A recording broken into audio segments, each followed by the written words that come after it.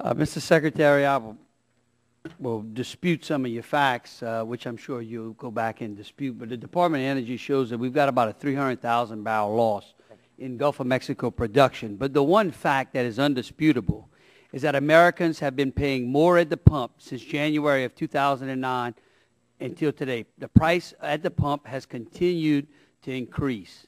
Now, I'm going to give you an opportunity to explain this robust energy policy that y'all are trying to lay out for me. You implemented the drilling safety rule for offshore to enhance safety in upstream oil and gas business. Is that correct? That's correct. Okay. Does this rule apply to drilling activity onshore, on onshore federal lands? There are different realities onshore. And would you say that those realities are based on past history and safety aspects?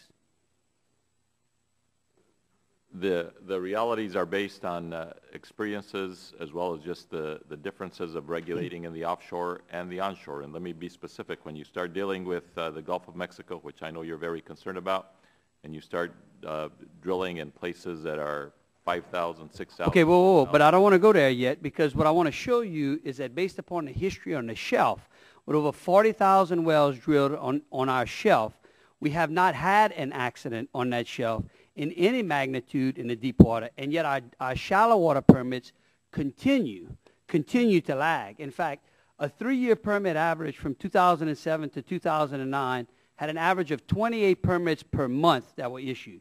In the first quarter of 2010, that average was 21. In the second quarter of 2010, it was 12.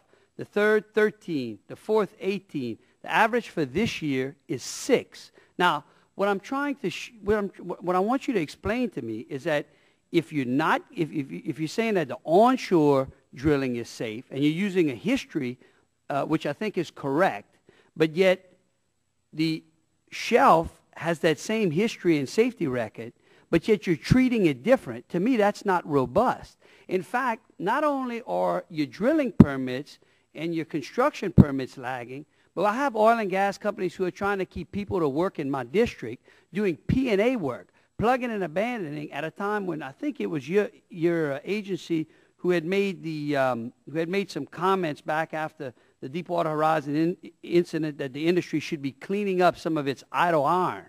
Well, I want you to know that the permit process in New Orleans is at a dead standstill when it comes to P&A work. Now, this is work that the administration claims needs to be done. And when I look at the budget, I wonder if you're actually utilizing your resources, because if I'm not mistaken, the BOM offices, if you give me a second, are scattered out from Houston to New Orleans. I think there's one in Lake Charles, well, there's one in New Orleans, Houma, Lafayette, Lake Charles, and Lake Jackson. And it seems to me that we could do some consolidation and get some streamlining, at least for P&A permits, so that we can keep people to work while y'all continue this robust energy policy that we're moving forward. Wouldn't you agree? If I may, on your comments, just quickly 2 points. The first is on the issue of gas prices. The fact is that the price of oil is set worldwide, and what we are able to influence that in terms of domestic production. The experts, the economists tell us that we don't have an influence on that. Well, but if that's the case, then how can the gentleman on the other side of this aisle claim that utilizing the strategic reserve would give us some relief at the pump? Because all that is increasing the supply.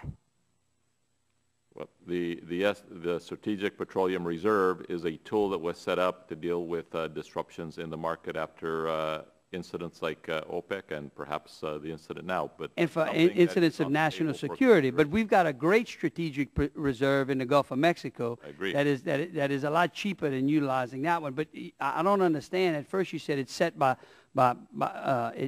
price is set on the world market, and I agree with that. But what affects that price is supply and demand. Don't you agree? That's true, including the demand from China and India and the rest of the world. But there's also a reason why Brent crude oil prices are higher than U.S. crude prices, and sometimes it has to do with delivery options. And so my point is that when we drill domestically, the ability to get that resource into our refineries comes at a much lesser cost because of the transportation costs out there. So all of those things come into a factor when you should be considering your energy policy. And that's why I think that it's failed that you're treating the Gulf of Mexico and you're painting it with one brush. Let me just say the fact is that we have increased production in the country. Those facts are indisputable over the last 2 years. And secondly, your legitimate question, which you ask, which isn't just a political diatribe, is the question of how we are doing the new Bureau of Ocean Energy Management and the consolidation. There are legitimate questions that you raise there, and we're looking at those very seriously. And what we want to do is to establish a robust agency that can, in fact, do the job that it has to do, and it may include some of the consolidations and some of the moves that you raised in your question. Time of the gentleman has expired.